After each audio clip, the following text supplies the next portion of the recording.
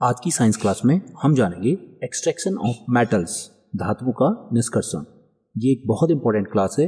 इससे कई सारे क्वेश्चंस आपके एग्जाम में पूछे जाते हैं, इसलिए क्लास के लास्ट तक बने रहें। और जो बच्चे पहली बार क्लास अटेंड कर रहे हैं, चैनल को सब्सक्राइब करें। नई क्लास के नोटिफिकेशन के लिए बेल आइकन प्रेस करना ना भूलें। वीडियो को लाइक करें और साथ ही शेयर भी करें। अब समझते हैं हम क्या है एक्सट्रैक्शन। एक्सट्रैक्शन को जानने से पहले हम कुछ रिकॉल करते हैं कि हमने अपनी लास्ट क्लास में क्या जाना था। हमने अपनी लास्ट क्लास में जाना था कंसंट्रेशन ऑफ ओर, अयस्क के सांद्रण के बारे में, जो कि एक्सट्रैक्शन का फर्स्ट स्टेप था। आज हम देखेंगे जो एक कंसंट्रेटेड ओर है, इसको किस प्रकार से मेटल में कन्वर्ट किया जाता है। जो सांद्र अयस्क है उसे कैसे धातुओं में परिवर्तित किया जाएगा। तो ये होगा आज का हमारा सेकेंड स्टेप। और वो कौन कौन सी मेटल्स होंगी जो इस कंसंट्रेटेड ओर से हमें मिलेंगी, वो होंगी ये मेटल्स जो आपको इस रिएक्टिविटी सीरीज में दिखाई दे रही है। ये होंगी highly reactive metals, moderately reactive metals और लेस रिएक्टिव मेटल्स। ये जो कंसंट्रेटेड ओर है, ये कंसंट्रेटेड ओर हो सकता है कार्बोनेट के रूप में, सल्फाइड के रूप में या फिर ऑक्साइड के रूप में। अब एक्सट्रैक्शन को आगे समझने से पहले एक बेसिक कंसेप्ट समझ लीजिए कि जितने भी मेटल हैं वो कार्बोनेट और सल्फाइड की तुलना में उनके मेटल ऑक्साइड से बहुत आसानी से प्राप्त किए जा सकते हैं। इसलिए हम मेटल को मेटल ऑक्साइड से एक्सट्रैक्ट करते हैं। जानते हैं कैसे हम मेटल को मेटल ऑक्साइड से एक्सट्रैक्ट करेंगे। उसके लिए हम सबसे पहले लेंगे लेस रिएक्टिव मेटल्स को और समझते हैं किस प्रकार से लेस रिएक्टिव मेटल्स का एक्सट्रैक्शन किया जाता है। तो हमारे पास जो लेस रिएक्टिव मेटल्स हैं वो हैं कॉपर, सिल्वर और गोल्ड। ये जो मेटल्स हैं इनके ओर होते हैं सल्फाइड ओर। अब जैसा कि अभी आपने जाना था कि सल्फाइड ओर की तुलना में हमें जो मेटल्स को एक्सट्रैक्ट करना आसान होता है वो होता है इनके ऑक्साइड से। तो सबसे पहले हम इस मेटल के सल्फाइड ओर को कन्वर्ट करने वाले हैं मेटल ऑक्साइड में, और इसके बाद इस मेटल ऑक्साइड को गर्म करने पर ही ये मेटल ऑक्साइड रिड्यूस हो जाएगा और हमें दे देगा मेटल। यहाँ पर कंसंट्रेटेड सल्फाइड ओर को मेटल ऑक्साइड में कन्वर्ट करने के लिए हमें पहले सल्फाइड ओर को हवा की मौजूदगी में, हवा की प्रेजेंस में गर्म करना होता है, और इस प्रोसेस को कहते हैं हम रोस्टिंग। ये एक बहुत इंपॉर्टेंट कंसेप्ट है आपके एग्जाम के लिए भी कि रोस्टिंग क्या है। तो रोस्टिंग एक ऐसी प्रोसेस है जिसमें सल्फाइड ओर को कन्वर्ट किया जाता है उसके मेटल ऑक्साइड में, और इसमें हम जो सल्फाइड ओर है उसे एयर की प्रेजेंस में, हवा की मौजूदगी में गर्म करते हैं और वो सल्फाइड ओर कन्वर्ट हो जाता है मेटल ऑक्साइड में। तो चलिए कुछ एग्जांपल से समझते हैं कि कैसे हम एक्सट्रैक्ट करेंगे लेस रिएक्टिव मेटल्स को उनके सल्फाइड के ओर से। तो हमारे पास जो पहला एग्जांपल है वो है मरकरी का एक्सट्रैक्शन, पारे का निष्कर्षण। इसके लिए देखिए हम लेंगे इसका ओर अयस्क जो कि है सिनेबार HgS, और ये जो ओर दिख रहा है आपको, दिख रहा है सल्फाइड ओर। यह है एक सल्फाइड ओर। तो हमें सबसे पहले इस सल्फाइड ओर को गर्म करना होगा। हमें इस सल्फाइड अयस्क को हवा की मौजूदगी में, हमें एयर की प्रेजेंस में गर्म करना होगा, और जिसे हम कहते हैं रोस्टिंग। ये प्रोसेस कहलाती है रोस्टिंग। इससे हमें ये जो सल्फाइड ओर है ये मिल जाने वाला है इसके ऑक्साइड के रूप में। ये देखिए हमें मेटल का एक ऑक्साइड मिल गया। और सेकेंड स्टेप में ये जो मेटल ऑक्साइड है इसको केवल गर्म किया जाता है, केवल हीट किया जाता है इस मेटल ऑक्साइड को, जिससे ये रिड्यूस हो जाता है मेटल में। देखिए यहाँ पर को जो मरकरी ऑक्साइड था ये रिड्यूस हो गया, ये अपचयित हो गया है मरकरी। तो ये दो स्टेप्स हैं लेस रिएक्टिव मेटल्स के एक्सट्रैक्शन के। फर्स्ट स्टेप में रोस्टिंग करेंगे, जिसमें हम एयर के प्रेजेंस में, हवा की मौजूदगी में सल्फाइड ओर को गर्म करेंगे, जिससे वो सल्फाइड ओर कन्वर्ट हो जाएगा मेटल के ऑक्साइड में। और सेकेंड स्टेप में मेटल के ऑक्साइड को केवल गर्म करेंगे, जिससे वो रिड्यूस हो जाएगा मेटल में। एक दूसरे एग्जांपल से हम इसको समझते हैं, वो है कॉपर का एक्सट्रैक्शन। देखिए कॉपर के एक्सट्रैक्शन को हम करते हैं उसकी अयस्क कॉपर ग्लांस Cu2S से। इसमें भी स्टेप फर्स्ट में आप देखिए हमने की है रोस्टिंग। हमने कॉपर के ओर को एयर की प्रेजेंस में गर्म किया, जिससे ये मिल गया हमें कॉपर का ऑक्साइड, और उसके बाद सेकेंड स्टेप में कॉपर ऑक्साइड को हमने रिड्यूस कर दिया है कॉपर गर्म करने पर। तो बच्चों लेस रिएक्टिव मेटल्स को एक्सट्रैक्ट करने के लिए ये दो स्टेप्स हमें फॉलो करने होते हैं। और यहाँ पर एक इंपॉर्टेंट पॉइंट है इन लेस रिएक्टिव मेटल्स के एक्सट्रैक्शन के लिए वो ये है कि जितनी भी कम सक्रिय धातुएं हैं उनका निष्कर्षण उनके ऑक्साइड को केवल गर्म करके अपचयित करने से किया जाता है।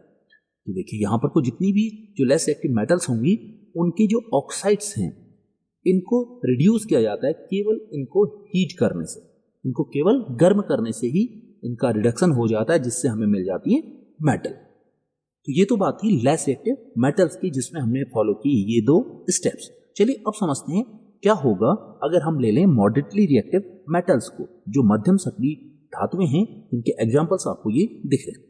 देखिए बच्चों, ये जो मेटल्स होती हैं, जो मॉडरेटली रिएक्टिव मेटल्स होती हैं, इनके जो ओर हैं वो टू टाइप्स के हो सकते हैं। वो टू टाइप्स हैं, या तो वो होंगे सल्फाइड ओर या फिर वो होंगे कार्बोनेट ओर। अब सल्फाइड ओर के बारे में अभी भी आपने जाना था कि जो सल्फाइड ओर होते हैं इनको हम सबसे पहले मेटल ऑक्साइड में कन्वर्ट करते हैं, और वो मेटल ऑक्साइड में कन्वर्जन की जो प्रोसेस है उसके लिए हम सल्फाइड ओर को एयर के प्रेजेंस में, हम हवा की मौजूदगी में गर्म करते हैं, और ये प्रोसेस कहलाती है रोस्टिंग, भर्जन की। लेकिन कार्बोनेट ओर का क्या? कार्बोनेट ओर को भी हमें कन्वर्ट करना होगा मेटल ऑक्साइड में, क्योंकि हमने जाना था कि मेटल को उसके मेटल ऑक्साइड से प्राप्त करना आसान होता है, इसलिए हम इस कार्बोनेट ओर को भी कन्वर्ट करने वाले हैं मेटल ऑक्साइड में। लेकिन वो प्रोसेस रोस्टिंग नहीं है, उसे हम कहते हैं कैल्सिनेशन या फिर निस्तापन। निस्तापन और भर्जन, ये बहुत ही इंपॉर्टेंट क्वेश्चंस आपके एग्जाम में पूछे जाते हैं। तो देखिए, इनको समझ लीजिए कि क्या है रोस्टिंग और क्या है कैल्सिनेशन। रोस्टिंग में सल्फाइड ओर का कन्वर्जन होता है मेटल के ऑक्साइड, जबकि कैल्सिनेशन में कार्बोनेट ओर कन्वर्ट होता है मेटल के ऑक्साइड में। रोस्टिंग में एयर की प्रेजेंस में सल्फाइड ओर को हीट किया जाता है, सल्फाइड ओर को गर्म किया जाता है हवा की मौजूदगी में, जबकि कैल्सिनेशन में एयर की एब्सेंस में, हवा की अनुपस्थिति में कार्बोनेट ओर को जब हम गर्म करते हैं तो हमें मिलता है मेटल का ऑक्साइड। तो इस प्रकार से हम सल्फाइड ओर और कार्बोनेट ओर को कन्वर्ट कर देते हैं मेटल के ऑक्साइड में। अब इसके बाद जो हमारा सेकेंड स्टेप होगा वो होगा रिडक्शन, रिड्यूस करना इस मेटल ऑक्साइड को मेटल तक।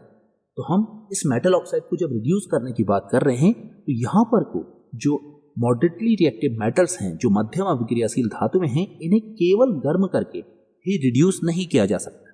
जैसा कि अभी हमने देखा था इससे पहले कि जो लेस रिएक्टिव मेटल्स हैं उनको केवल गर्म करने के बाद ही वो रिड्यूस हो जाते हैं। यहाँ पर को जो मॉडरेटली रिएक्टिव मेटल्स हैं इन्हें एक रिड्यूसिंग एजेंट के साथ गर्म करने पर ये रिड्यूस होती है, और वो रिड्यूसिंग एजेंट्स हो सकते हैं कार्बन, एल्यूमिनियम, कैल्शियम या फिर सोडियम। तो चलिए समझते हैं कैसे हम इन मॉडरेटली रिएक्टिव मेटल्स का एक्सट्रैक्शन करते हैं। इसके लिए हम एग्जांपल लेते हैं जिंक का।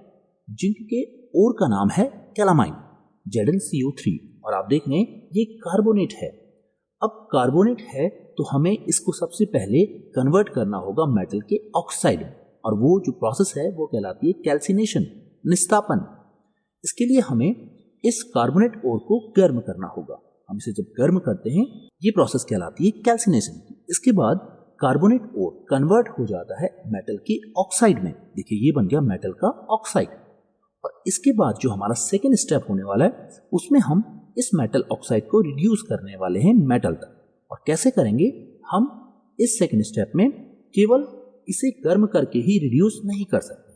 इसके लिए हमें लेना होगा एक रिड्यूसिंग एजेंट जो इस मेटल ऑक्साइड को कर सके मेटल तक रिड्यूस। और देखिए यहाँ पर को हमने लिया है कार्बन, एक रिड्यूसिंग एजेंट की तरह। ये जो कार्बन है इस मेटल ऑक्साइड को रिड्यूस कर देगा, ये इसे अपचयित कर देगा। कैसे? कुछ इस प्रकार से देखिए, ये यहाँ जिंक ऑक्साइड था, ये इसका ऑक्साइड था, और कार्बन ने यहाँ से इस जिंक ऑक्साइड को रिड्यूस कर दिया, इसे अपचयित कर दिया जिंक में। लेकिन बच्चों, हम केवल कार्बन ही नहीं बल्कि कुछ ऐसे हाईली रिएक्टिव मेटल्स को भी रिड्यूसिंग एजेंट की तरह यूज कर सकते हैं। उनमें से हैं जैसे एल्यूमिनियम, सोडियम और कैल्शियम। अब हम ऐसा कैसे करते हैं, चलिए जानते हैं एल्यूमिनियम के एक एग्जांपल के साथ। हमारे पास है मैग्नीज डाई ऑक्साइड। हम जब मैग्नीज डाई ऑक्साइड को एल्यूमिनियम पाउडर के साथ गर्म करते हैं तो ये एल्यूमिनियम पाउडर इस मैग्नीज डाई ऑक्साइड को रिड्यूस कर देता है मैग्नीज मेटल में, और उसके साथ ही ये जो एल्यूमिनियम है ये ऑक्सीडाइज हो जाता है एल्यूमिनियम ऑक्साइड में। ये देखिए जो मैग्नीज डाइऑक्साइड है ये रिड्यूस हुआ है मैग्नीज में, और जो एल्यूमिनियम है वो ऑक्सीडाइज हो गया है एल्यूमिनियम ऑक्साइड में। ऐसा आखिर क्यों हुआ?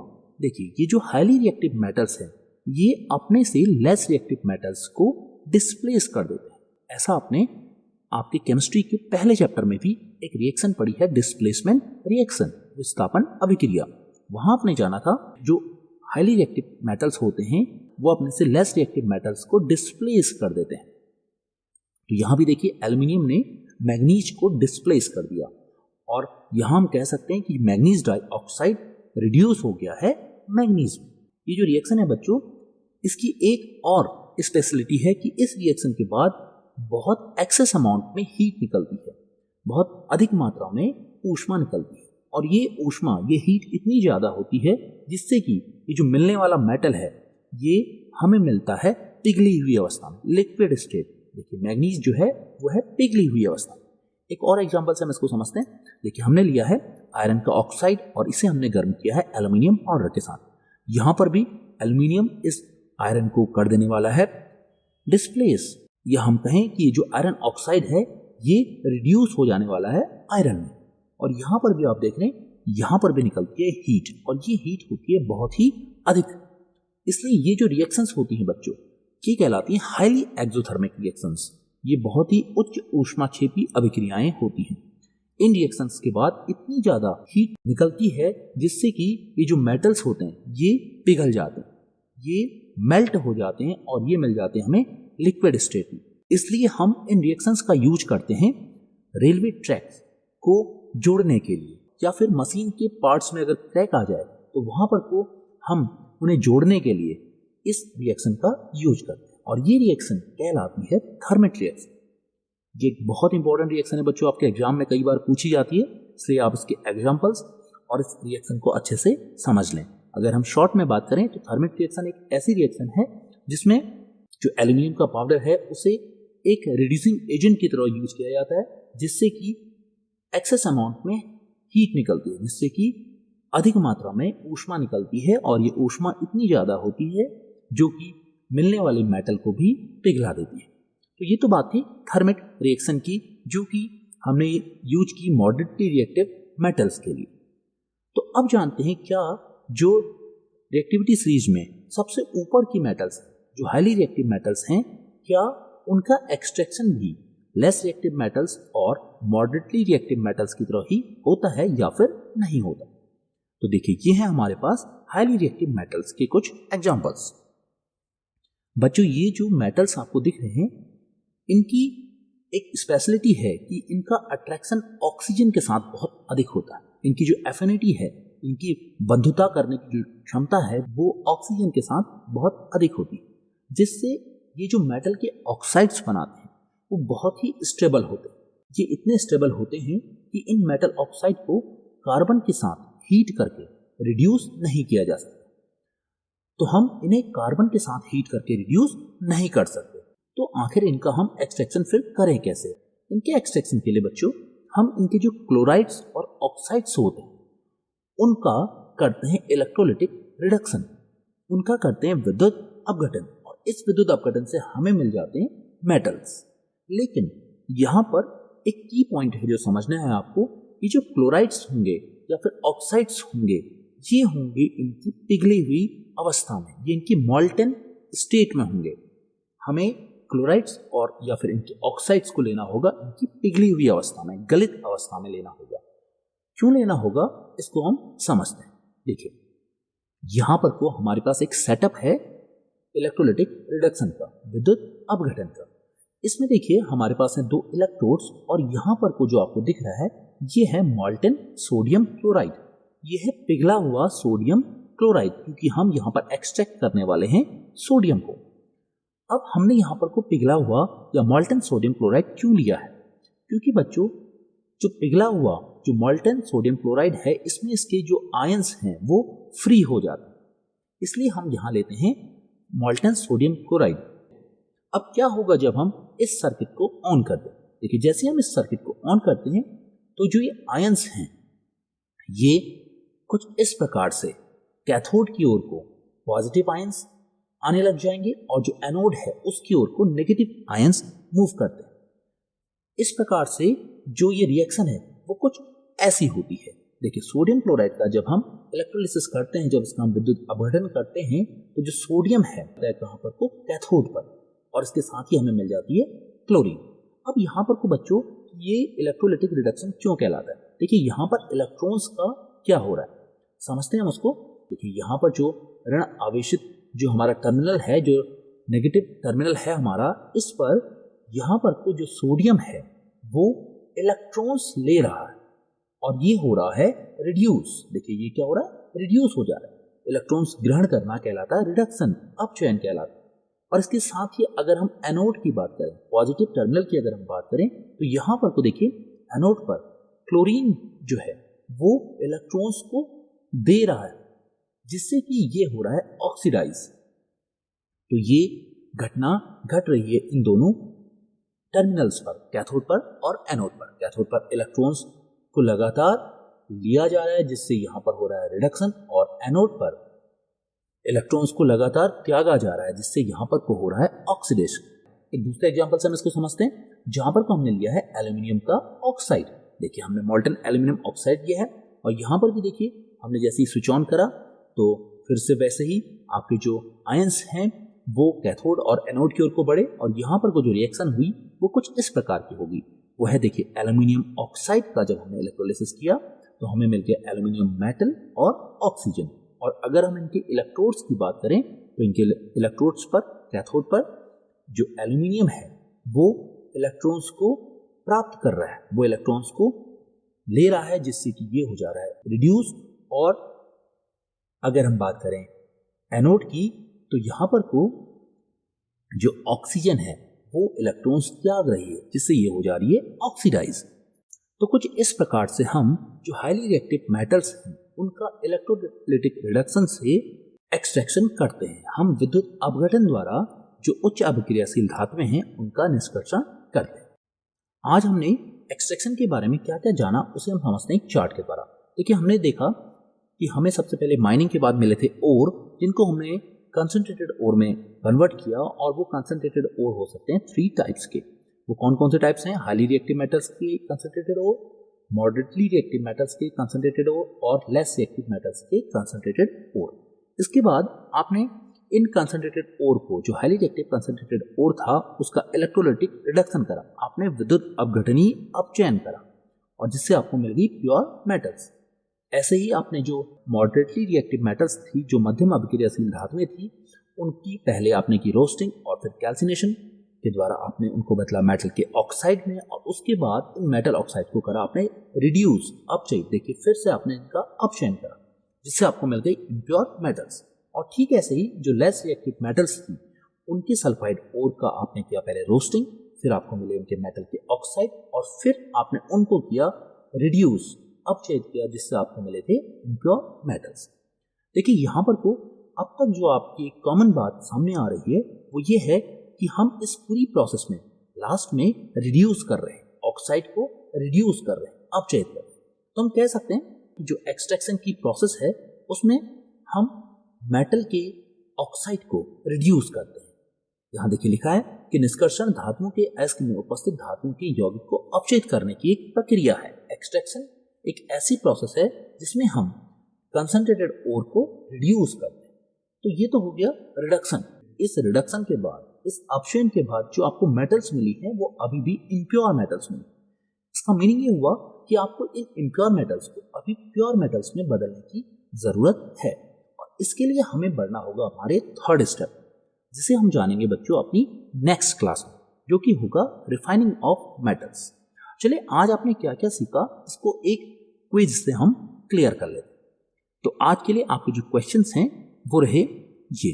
पहला क्वेश्चन है आपका, sulphide ore is converted into metal oxides by the process of, वह प्रक्रिया जिससे सल्फाइड अयस्क धातु ऑक्साइड में परिवर्तित हो जाता है कहलाती है। ऑप्शंस हैं रोस्टिंग, भर्जन, कैल्सिनेशन, निस्तापन, थर्मेट रिएक्शन, थर्मेट अभिक्रिया, या नन ऑफ द अबव। तो आपने बताना है सल्फाइड से मेटल ऑक्साइड में परिवर्तित, वो कहलाता है भर्जन, रोस्टिंग। सेकंड क्वेश्चन है आपका आज का, Which of the following metal is extracted by the process of electrolytic reduction? निम्न में से कौन सी धातु का निष्कर्षण विद्युत अपघटनी अपचयन प्रक्रिया द्वारा किया जाता है? ऑप्शंस रहे, पहला है मैग्नीज, दूसरा है मरकरी, तीसरा है कॉपर और फोर्थ है सोडियम। तो आपने सही आंसर देना है इसके लिए। इसका सही जो आंसर है वो है सोडियम। सोडियम एक ऐसी मेटल है जिसका हमें करना होगा इलेक्ट्रोलिटिक रिडक्शन, क्योंकि यह है एक हाईली रिएक्टिव मेटल। इसके बाद आज का जो आपका थर्ड क्वेश्चन है वो रहा, calamine ore can be converted into zinc oxide by the process of. कौन सी विधि है जिसके द्वारा कैलामाइन अयस्क को जिंक में परिवर्तित किया जाता है? ऑप्शंस रहे आपके सल्फोनेशन, रोस्टिंग, कैल्सिनेशन या फिर नन ऑफ द अबव। तो वो कौन सा मेथड है जिससे हम कैलामाइन को कन्वर्ट करते हैं जिंक के ऑक्साइड में? वो है कैल्सिनेशन। कैल्सिनेशन आपने जाना था एक ऐसी प्रक्रिया है जिसमें हम कार्बोनेट ओर को, कार्बोनेट अयस्क को एयर की अब्सेंस में गर्म करते हैं, हवा की अनुपस्थिति में गर्म करते हैं, या हम कह सकते हैं लिमिटेड एयर की प्रेजेंस में गर्म करते हैं, जिससे कि कार्बोनेट ओर कन्वर्ट हो जाता है ऑक्साइड में, और ये मेथड कहलाता है कैल्सिनेशन का। इसके बाद हम पढ़ते हैं आज के लास्ट क्वेश्चन की ओर को। The reaction of reduction of metal oxide to form metal using aluminium powder is called. Aluminium powder को अपचायक के रूप में उपयोग करते हुए धातुओं के ऑक्साइड का धातुओं में अपचयन होने की अभिक्रिया को क्या कहते हैं? ऑप्शन है आपके, endothermic reaction, combination reaction, double displacement reaction या फिर थर्मिक रिएक्शन। तो ये एक मैंने बताया था कि बहुत ही इंपॉर्टेंट आपके एग्जाम के पॉइंट ऑफ व्यू से भी है ये रिएक्शन, वो है थर्मिक रिएक्शन। थर्मिक रिएक्शन एक ऐसी रिएक्शन है जिसमें हम एल्यूमिनियम पाउडर को अपचायक एक रिड्यूसिंग एजेंट की तरह यूज करते हैं, और आपने देखा था इस रिएक्शन में निकलती है बहुत एक्सेस अमाउंट में हीट। ये होती है हाईली एक्सोथर्मिक रिएक्शन। तो बच्चों ये था आज का आपका क्विज। कमेंट करके जरूर बताएं कि आपको हमारी क्लास कैसी लग रही है, और जिन बच्चों ने आज पहली बार हमारी क्लास अटेंड की वो चैनल को सब्सक्राइब करें, शेयर करें और वीडियो को लाइक करना ना भूलें। थैंक यू बच्चों।